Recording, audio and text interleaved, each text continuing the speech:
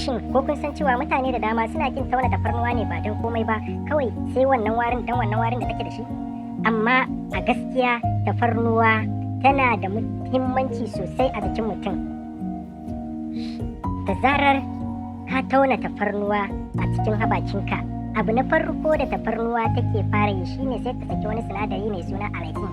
Shi wannan allicin din sinadari ne mai ƙarfi da Allah subhanahu wataala ya saukar da shi a doron ƙasa domin yaƙar ƙwayoyin cututtuka kamar irin su bacteria. Shi wannan sinadarin immediately yana shiga cikin hanyoyin jini ne a cikin ƙanƙanin lokaci.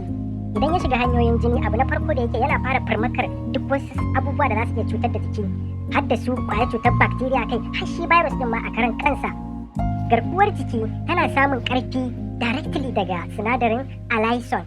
Allah mai iko kenan. Shi wannan sinadarin na allicin bai tsaya a nan wajen ba fa. Still zai ci gaba da zuwa ya je har cikin zuciyar mutum. Idan ya shiga cikin zuciyar mutum zai bi hanyoyin jini. Idan ya bi hanyoyin jini yana ƙara faɗaɗa hanyoyin jinin ne ta yanda zai rage wa mutum hawan jini a tattare da shi. To ka gani yana da muhimmanci ga masu ciwon hawan jini kenan.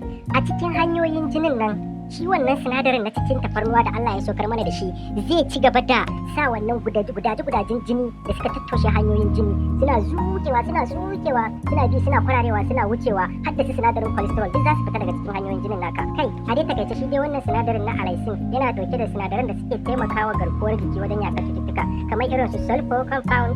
Da wannan dimbin hujjojin binciken kimiyya ya tabbatar da cewa tafarnuwa tana bamu kariya a zuciyarmu sosai, sannan kuma tana taimaka mana wajen yakar ƙwayoyin cututtuka da dama, sannan tana ƙarfafa garkuwar jikinmu ta yanda za ta yaƙi cututtuka da kuma gubobi da dama a cikin jikinmu. Wannan